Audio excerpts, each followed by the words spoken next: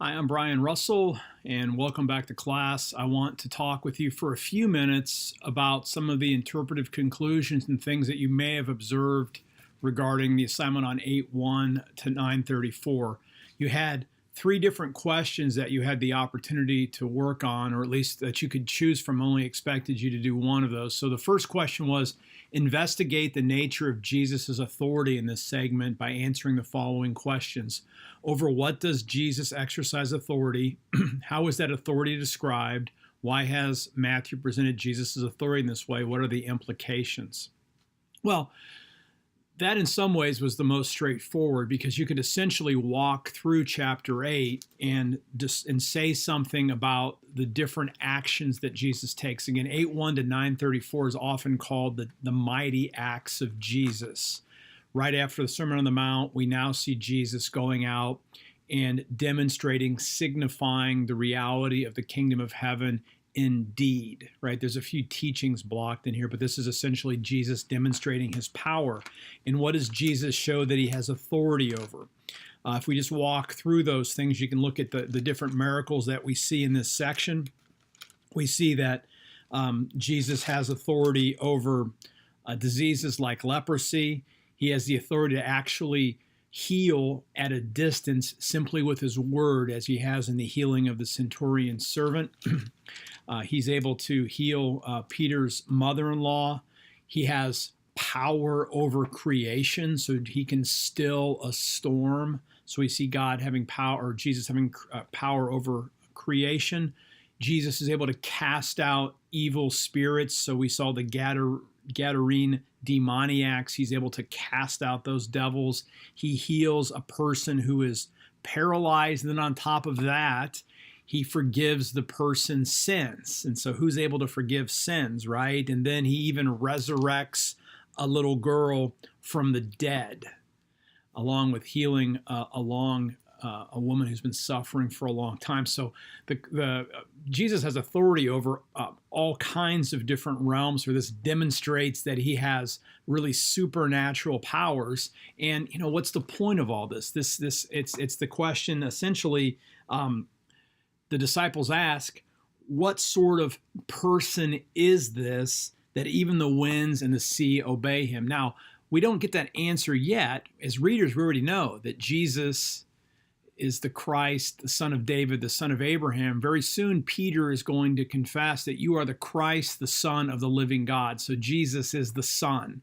The Father already told us that when we saw Jesus' baptism scene, but it's not apparent to humans yet. But these stories are beginning to muster evidence that point to the fact that Jesus is indeed the supernatural, or the Son of God, who has come to bring God's kingdom near. In other words, Jesus is the one in whom God draws near to us. Again, we could say more, but those are some of the things you would have observed, the different types of things that Jesus has authority over.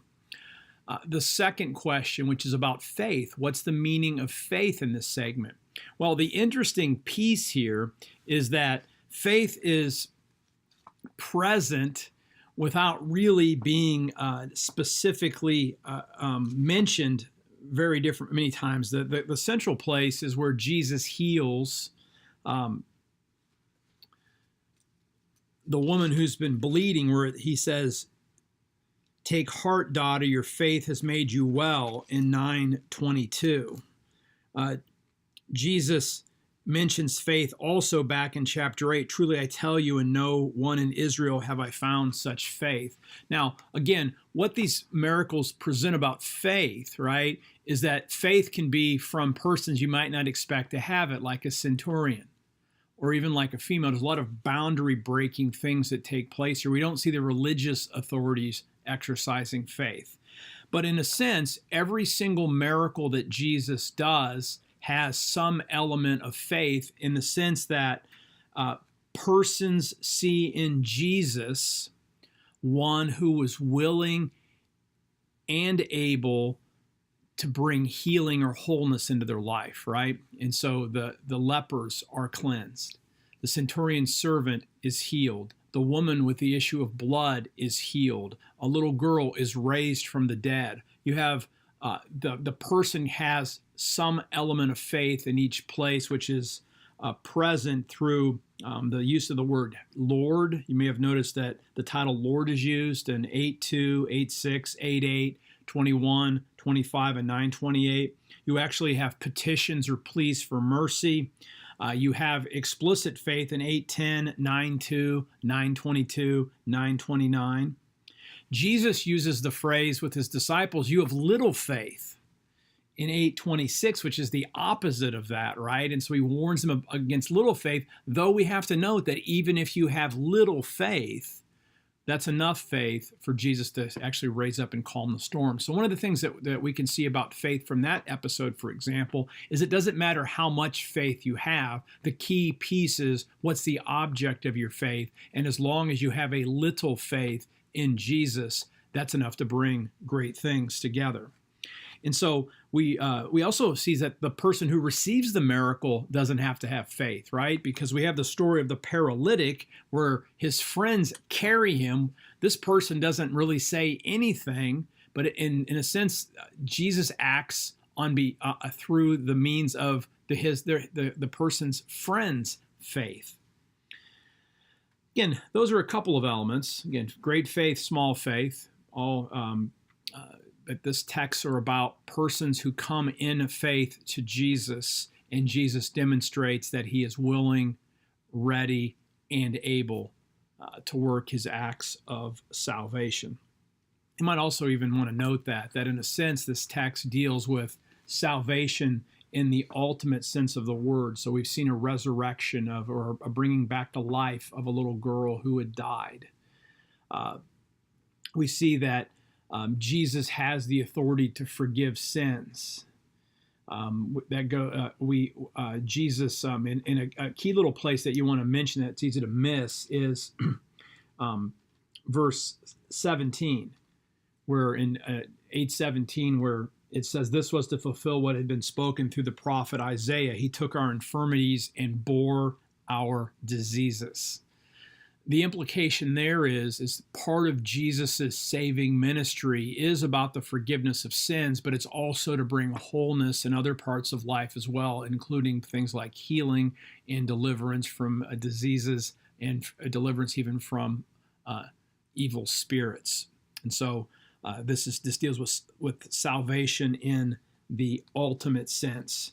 And if you even look at the calming of the storm text, in some ways that's a text about the perils of discipleship, yet Jesus, by calming the storm, signals that God is going to bring about full eschatological deliverance for his disciples from all the powers that threaten the disciples. And again, that salvation is bigger than sometimes we think is this. You see twice in the healing of the woman with the hemorrhage that we have the word saved, where a lot of times our English translations say healed or made whole, but it's that language of saved, that Jesus brings eschatological salvation, including the forgiveness of sins, but even more.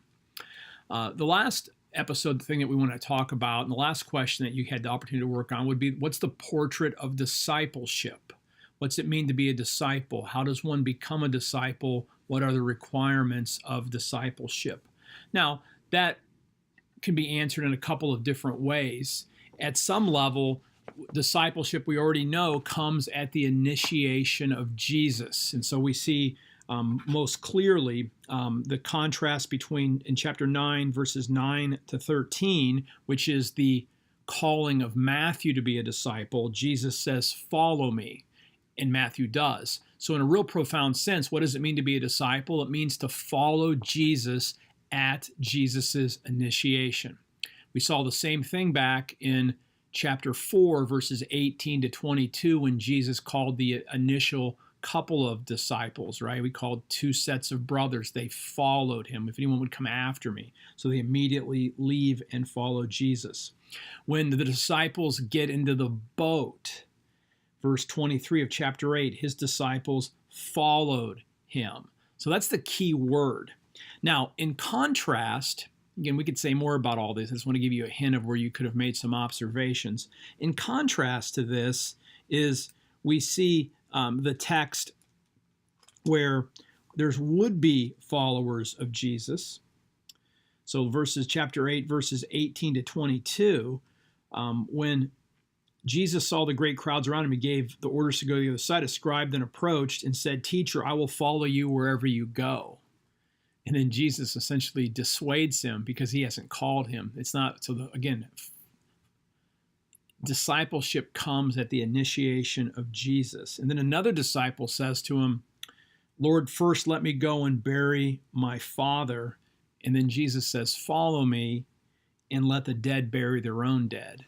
So there's a cost. We saw some of the cost back in chapter 4 where the disciples leave their livelihood, their prior lives, their possessions, including their means of actually doing business. We talked about the nets and the boat. And we also saw that the second set of brothers left their father in the boat, left Zebedee. We see a similar piece here where there's an allegiance to Jesus means a new understanding of family. We'll see this fleshed out a little bit more in chapter 10 when we look at it. So there's a cost to discipleship involving leaving your former life and following Jesus, regardless of what the cost ends up being for that. Those are a couple of pieces. Now, I am going to shoot another video, and I'll use it more as a devotion. But when we talk about what's involved in discipleship, we also want to think about discipleship as boundary breaking. That's a little deeper than I'm going to go right now, but I'm going to talk about discipleship as boundary breaking. And if you look at the way that Jesus works the miracles, in particular the first 3 miracles in chapter 8, we're going to see that part of being a disciple is modeling in Jesus's ministry, which broke down barriers that separated persons from the gospel.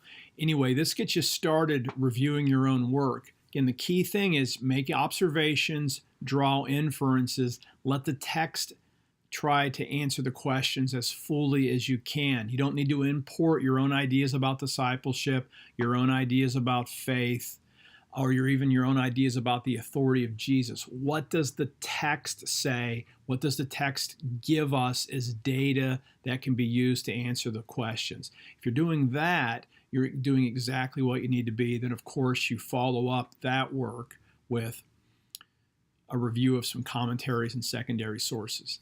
Again, I'm Brian Russell. Thank you for listening. If you have any questions, send them my way. I'm always glad to hear from you, and I will talk to you on the forum.